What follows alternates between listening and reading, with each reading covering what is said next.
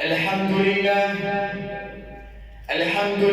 الذي خلق الأرض والسماوات، والصلاة والسلام على سيد الإنس والجنات، محبوب رب الأرض والسماوات، اسمه مكتوب في الإنجيل والتوراة وفي الزبور والقرآن. أما بعد، فأعوذ بالله من الشيطان الرجيم.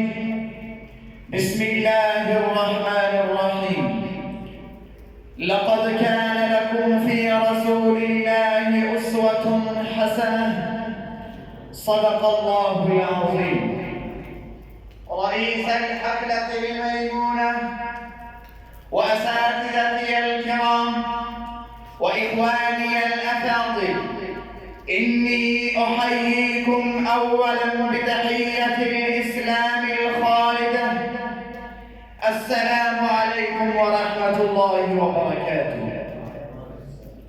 أيها المستمعون الكرام، إني أسعد أمام هذه المجموعة المبرقشة العاطرة من الضيوف المبجلين وأساتذتي الكرام والطلاب الأعزة والآخرين من رجال العلم والدعوة والإرشاد، بإلقاء كلمة وجيزة حول موضوع سيرة سيد ولد آدم عليه الصلاة والسلام.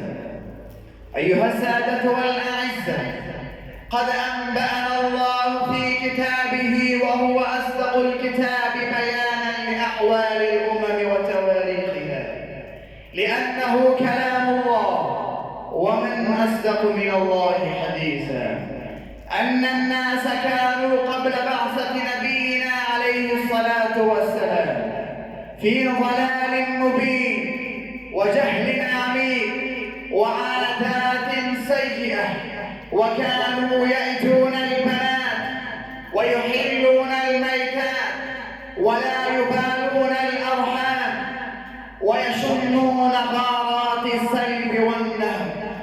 كل ذلك كان في زمن فترة من الرسل وانقطاع الوحي من السماء، وكان إذ ذاك رجال عقلاء ويرغبون أن تتبدل هذه الأوضاع المزعجة المؤسفة التي نقصت عيشهم إلى خير منها.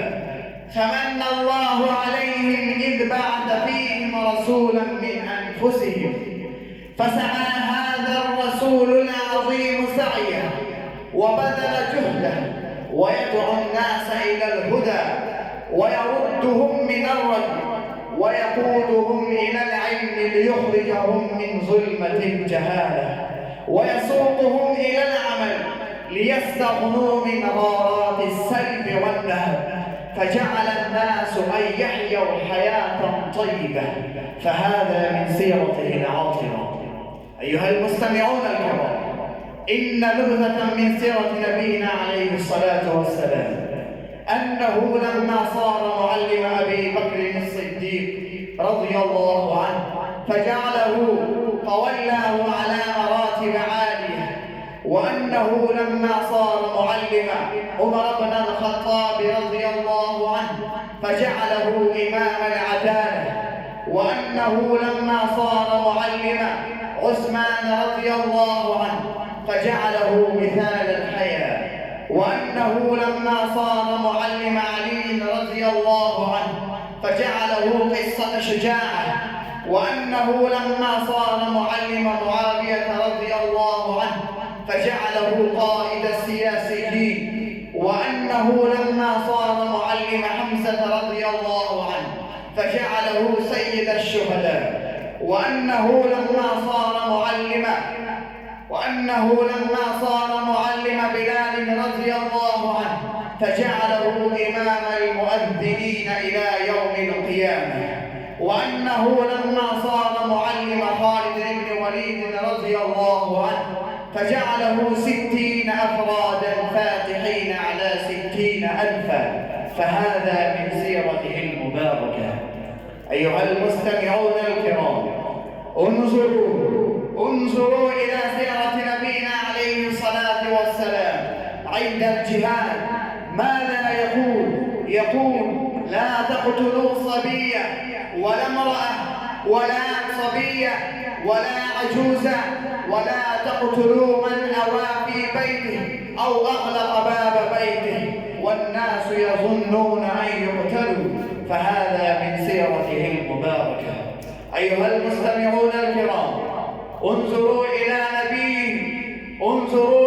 نبيكم عندما يذهب إلى طائف ويدعو الناس إلى الخالق الحقيقي، فجعل الناس أن يرموه بالأحجار، ولكنه يدعو لهم: اللهم اهد قومي فإنهم لا يعلمون. أيها السادة والأعزة، إن لاستيعاب سيرة نبينا عليه الصلاة والسلام لا يمكن ولن يمكن، كما قال الشاعر المشهور بحسان بن ثابت رضي الله عنه: ما مدحت محمدا بمقالتي ولكن مدحت مقالتي بمحمد. وفي الأخير أقول قولي هذا، أستغفر الله لي ولكم ولسائر المسلمين والمسلمات، آمين. وما عليكم.